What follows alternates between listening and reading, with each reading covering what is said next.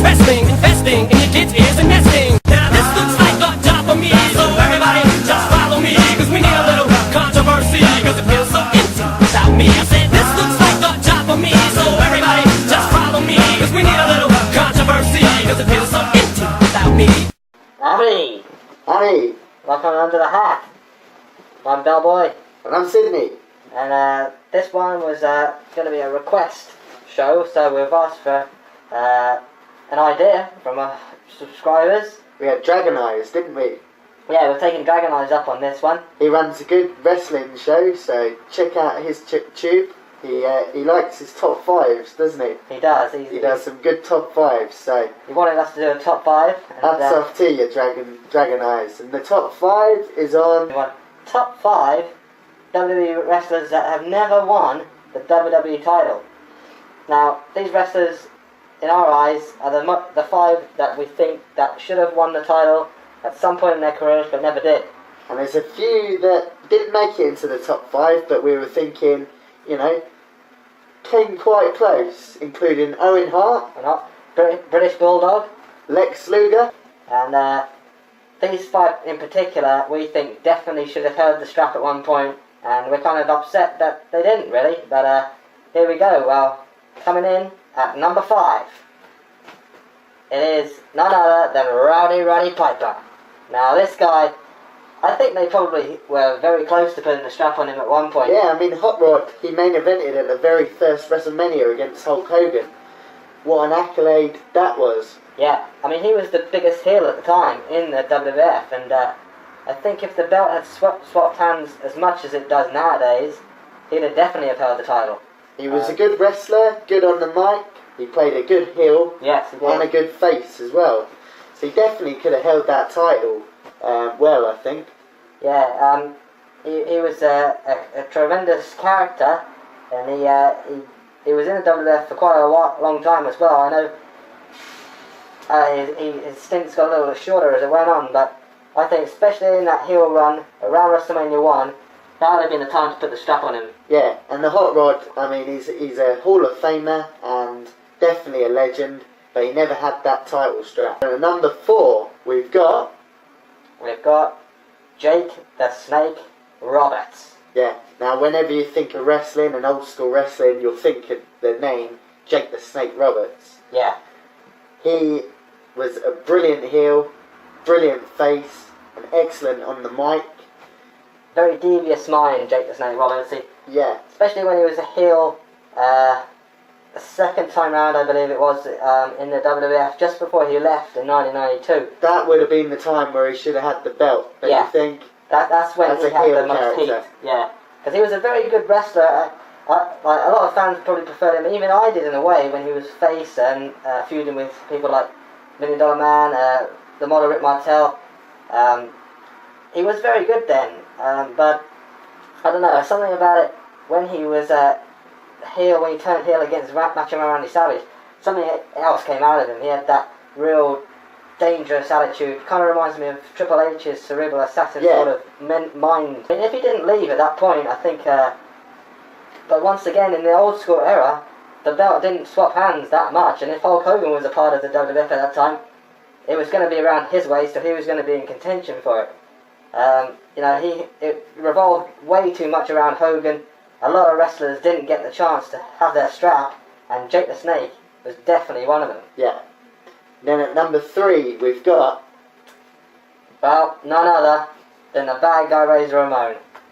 Now, it's a shame the Bandit couldn't have made this one, because I'm sure he would have a few definite opinions on this one. I know for a fact he definitely thinks he should have held his style. Yeah. Now, when he reached his peak, he could have held it quite well, I think. He looked the part. His mic skills were good. He was a good in-ring wrestler. I mean, you could just imagine him coming out with a belt. You know, with all that gold round his neck and the gold he should have had round his waist. He held the Intercontinental title well. Yeah, 4 really times. well. So It was just the next step up. I think they probably would have done it if he didn't leave to WCW. I think they were probably going to do it. I think you're right with that. I think with the previous 2, Piper and Jake, they probably never would have done it, but with Razor, definitely. I thought immediately when he dropped the title Intercontinental title at Rumble '96. He was going to go on to get the world title. I thought it was world title, here it comes. But then he left, and I think it would have definitely been a time Razor would have definitely held the title. He was world title contendership even when he first came in. I believe he fought Bret Hart Rumble '93 for the WWF title, but he did have later success at Scott Hall in the NWO. Yeah.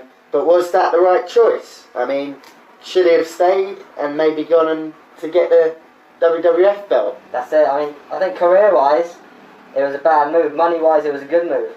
I'm but sure. the NWO wouldn't have been around if he hadn't have gone. So that's it. Wrestling might not have been the set what it is today if the Outsiders hadn't have gone to, But he definitely would have been a good champ.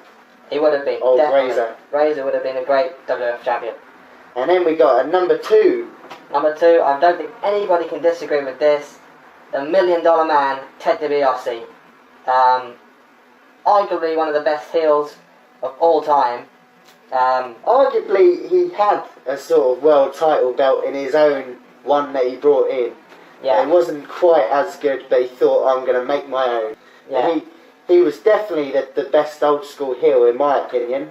He was. He would have just worked wonders with that belt.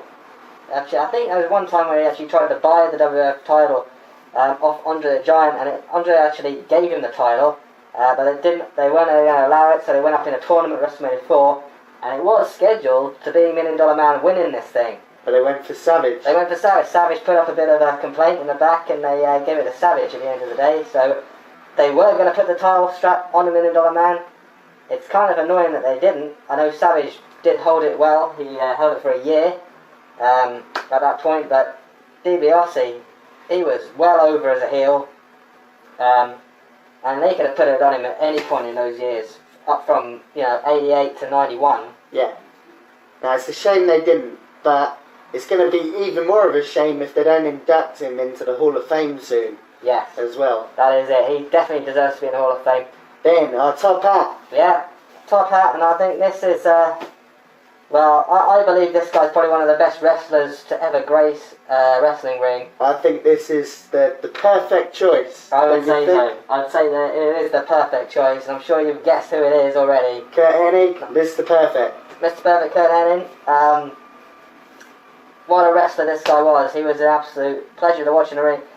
Shame he got injured when he did in 91, because I'm sure, just like Razor, if he hadn't have gone out with that injury, he would have gone into a WWF title role. But even though, like I said, Hogan was dominating things back then, so you never know. And in my opinion, if Bret, made such a good champion, then Perfect could have done it. Yeah, he had just it all. as good.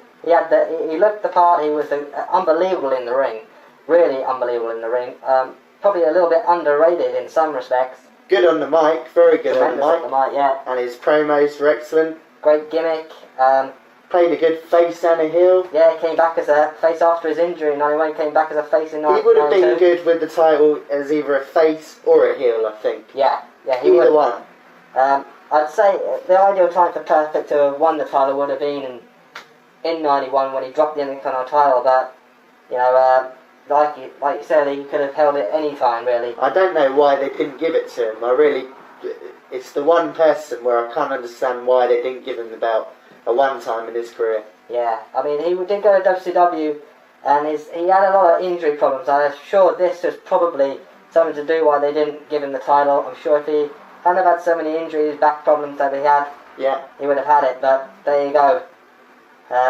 That's our top 5 anyway. Yeah, that's our top 5. Let us know who top you 5. would have liked to have got the title when they were in the WWE. Well, next episode, these pay-per-views are coming around awfully too quickly for our A liking. bit too soon. We don't like all these pay-per-views coming around all the time. As we do, More as always. cash for Vince. Yeah, we're going to have to do another review show on it. Well, another prediction show on Breaking Point, which is next Sunday, I believe. So First ever Breaking Point. first Should ever be a good Breaking one. Point, yeah. But we'll give you our opinions on the matches next time round. Until next time. What goes on? Stays. Bye.